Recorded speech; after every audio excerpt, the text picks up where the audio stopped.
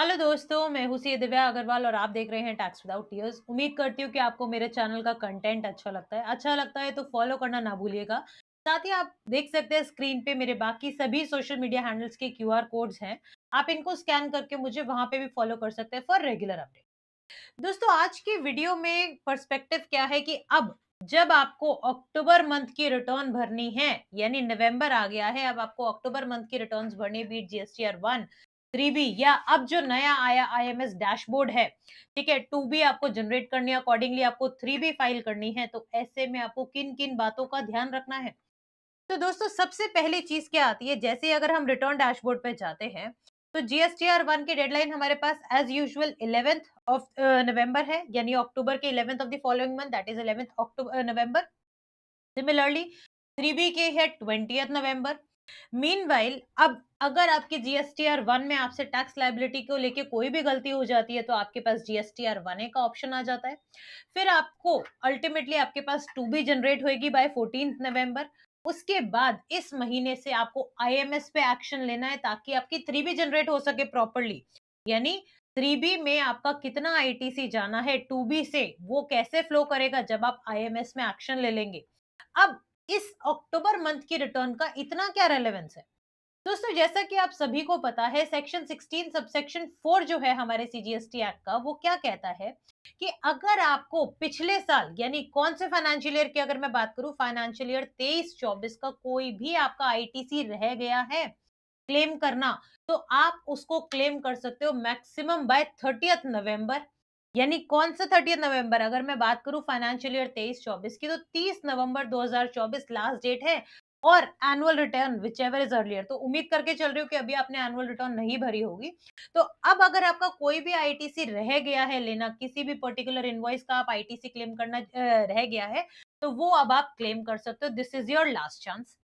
अब वो कैसे क्लेम करना है, क्या रिकंसिलिएशन है, तो वो हम बात करेंगे। साथ ही में अगर आपकी कोई भी सेल है, कोई भी सेल इनवॉइस है या कोई डेबिट नोट है, उसकी तो कोई टाइम लिमिट नहीं है, उसको आप आगे भी रिफ्लेक्ट करा सकते हो या डीआरसी 03 के थ्रू टैक्स पे कर सकते हो। बट हाँ, अगर कोई क्रेडिट नोट है पर्टेनिंग टू फाइनेंशियल ईयर 23-24, तो उसको भी आपको, ये लास्ट रिटर्न है, यानी अक्टूबर की जो जीएसटीआर 1 है उसमें लास्ट टाइम है जब आप उसकी डिटेल्स आप एंटर कर सकते हो और उसका बेनिफिट आप अवेल कर सकते हो। सिमिलरली आईटीसी के रिस्पेक्ट में भी है, जो मैंने अभी आपको बताया। Section 16, subsection 4 of the CGST Act, last date to avail the ITC for financial year 23-24, वो है 30th नवंबर। दैट मीन्स अगर सपोज कीजिए आज भी कोई ऐसा इनवॉइस है जिसको आपने बुक्स में तो एंटर किया हुआ है, बट आपके वेंडर ने अपनी जीएसटीआर 1 में नहीं रिफ्लेक्ट किया हुआ है पिछले फाइनेंशियल ईयर 23-24 का, तो अभी भी टाइम है। आप वेंडर से फॉलो अप करके उसको एंटर करा सकते हो अपनी रिटर्न में। उसकी जीएसटीआर 1 में आएगा, आपके 2बी में फ्लो करेगा, 2बी से आप आईएमएस में एक्शन लोगे और अल्टीमेटली आपके 3बी में वो आईटीसी फ्लो कर जाएगा। अब ये आईटीसी के लिए हमें और क्या करना होगा? दोस्तों, अब आपको जीएसटीआर 9 या 9सी भी फाइल करनी होगी, तो एक रिकंसिलिएशन प्रिपेयर करनी पड़ती है। कैसे होती है वो? पहली चीज, आपको बुक्स का डेटा आपके पास होना चाहिए। आई एम अज्यूमिंग कि आपकी ऑडिट वगैरह हो गई होगी, तो आपके पास फाइनल जो बुक्स है, आपकी फाइनल बैलेंस शीट जो है फॉर फाइनेंशियल ईयर 23-24, वो आपके पास रेडी होगी। सेकंड क्या आता है कि जीएसटी पोर्टल पे क्या डेटा अपलोड हो रखा है, उसके लिए दोस्तों आप क्या कर सकते हो, जीएसटीआर 9 में यानी एनुअल रिटर्न में टेबल 8 ए का डॉक्यूमेंट जो है वो आप डाउनलोड कर सकते हो। मैंने यहाँ पे डाउनलोड किया हुआ है। कुछ इस तरह से दिखेगा वो आपको डेटा। इसमें आपकी बी टू बी ट्रांजेक्शन जितनी भी हैं, ठीक है, वो सब आपको दिख जाएंगी। फिर बी टू बी ए दिख जाएगा, कोई आपका बी टू बी सीडीएनआर है या यानी क्रेडिट डेबिट नोट है या उसके अमेंडमेंट है या ईसीओ ट्रांजैक्शन है या उनकी अमेंडमेंट है, वो सब आपको इस एक्सेल में मिल जाएगी।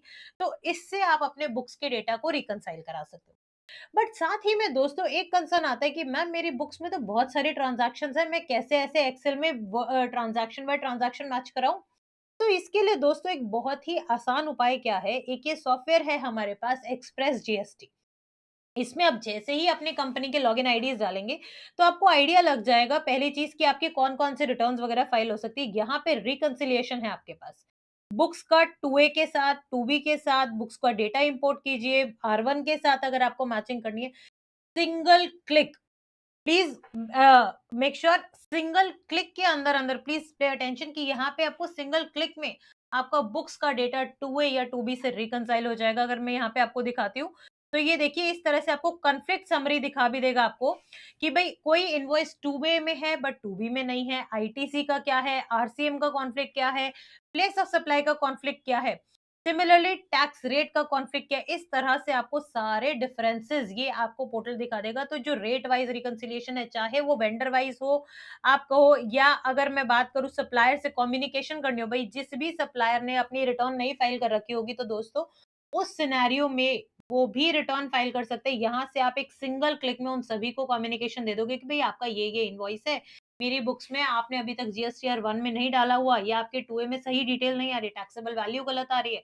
तो वो आप इस तरह से रिकंसिलिएशन इंश्योर कर सकते हो। तो दैट मीन्स नवंबर में जो अब अक्टूबर मंथ की रिटर्न जाएगी, B it your suppliers GSTR 1, आपकी जीएसटीआर 1 हो, आपकी 3B हो, या आपको आईएमएस के थ्रू जो एक्शन लेना है ताकि आपका आईटीसी करेक्ट फ्लो हो, वो आपको ध्यान से फाइल करना है, because this is your last chance to avail your ITC pertaining to financial year 23-24। दोबारा इसकी विंडो नहीं मिलेगी जैसे पुराने फाइनेंशियल ईयर्स की मिली है। ये आपका लास्ट चांस है, इसको ध्यान से फाइल कीजिएगा। Thank you so much.